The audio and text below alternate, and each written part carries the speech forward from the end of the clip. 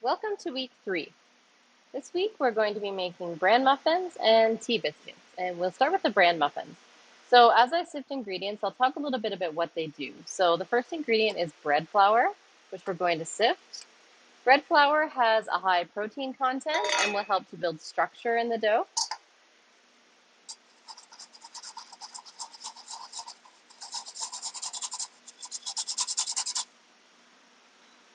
Then we're going to add milk powder. Now, milk powder is basically just dried milk. The reason we use it is because it has a much longer shelf life than fresh milk, and so it's a much better option, especially in bakeries. Milk powder will add richness to the dough, flavor. Uh, Also, what it will do is the sugars in the milk powder will caramelize in the oven and help to brown the bran muffin. And also there's protein in the milk powder, and that will help to build some structure. Now we're going to add our chemical leaveners. So we have baking powder and baking soda, and these will just help to give a rise to the bran muffins.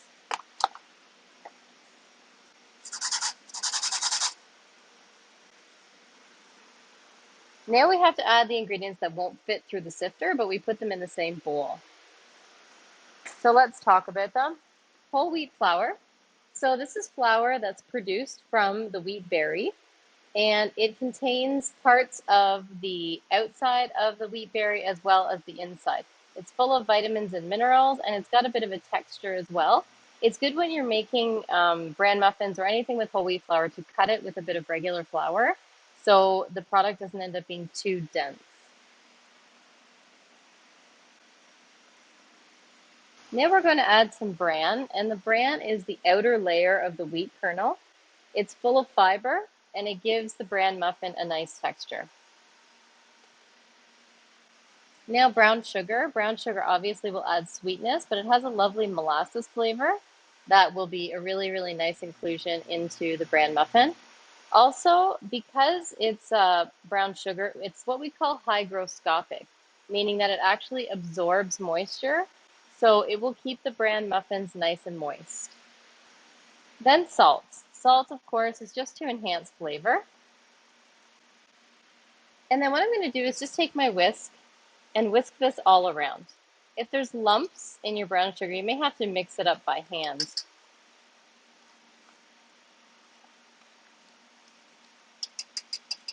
So there are some lumps. I'm just going to take my hands and actually break those up.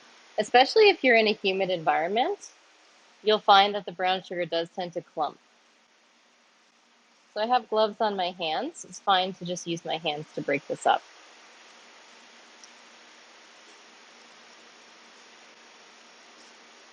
Okay, once that's nice and smooth, you can add your inclusions. And inclusions are basically things that you add into the bran muffin to enhance it. So this, for example, this is raisins. We have walnuts. If you don't like raisins or walnuts, you can substitute them with anything in the same weight, as long as it's not too wet. So I wouldn't recommend putting cut strawberries, for example. Always dried fruits or nuts. So you can add those in.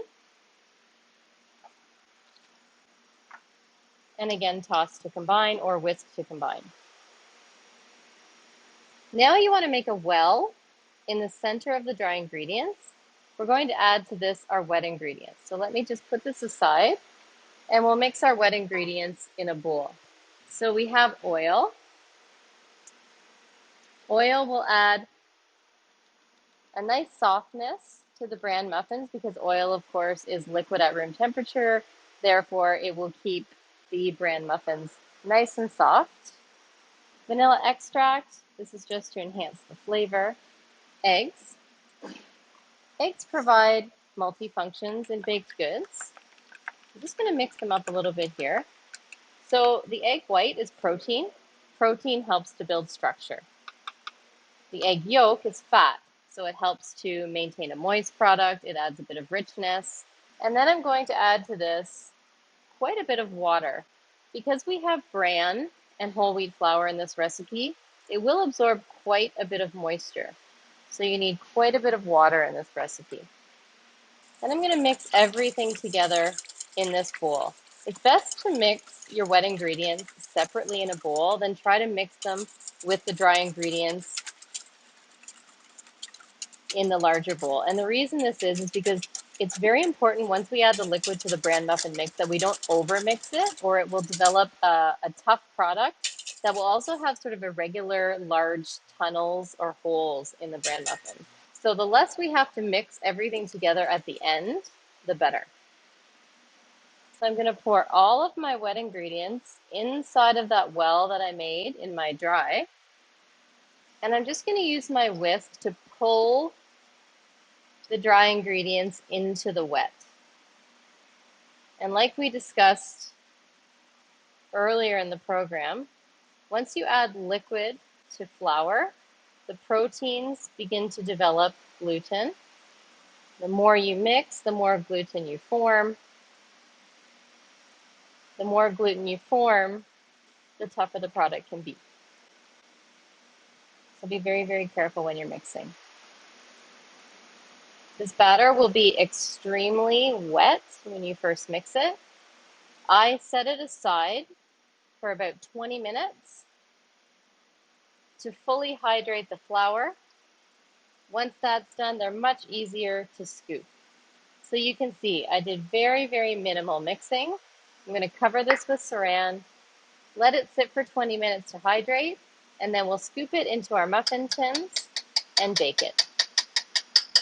After the bran muffin mix is sat for 20 minutes, you're ready to scoop. So if you look at it, you can see that it's thickened up quite significantly.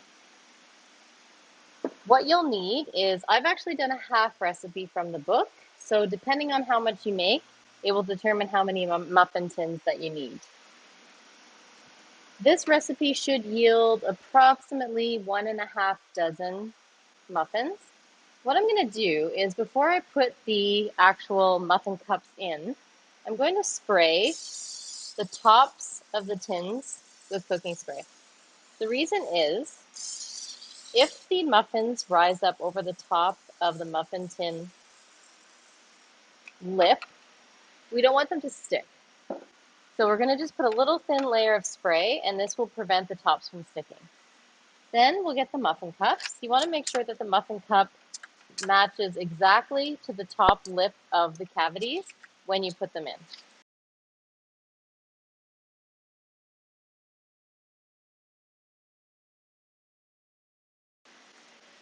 And now we're ready to scoop. Get your number 10 scoop, and then you can either use your finger to level it off like this, or you can use a small offset palette knife to do the same thing. When you scoop in the mix, it should come right to the top of the tin. These are going to rise quite nicely in a dome over top. Now we'll continue to scoop the rest of the muffins.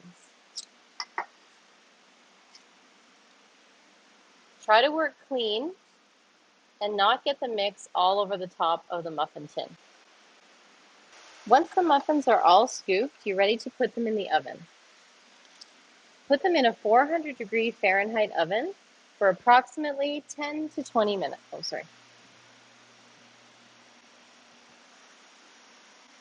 Now you're ready to put them in the oven. Put them in a 400-degree oven for about 20 minutes. Once the bran muffins come out of the oven, wait until they cool just enough so you can comfortably touch them and pick them up. When muffins sit in muffin tins after they come out of the oven, there's something called carryover cooking. And this means that they continue to cook with the residual heat of the pan. So you want to make sure you take them out of the pan as soon as you possibly can, or they will eventually overbake. So as soon as you can touch them comfortably, begin to lift them out of the tin. What you're looking for is they should all be nice, uniform size. The top should be nice and smooth. There should be no tops that are heavily exploded. What that will mean is that you probably overmixed your batter and developed too much gluten. And then you're going to want to cut into one just to see what they look like on the inside and, of course, to eat them.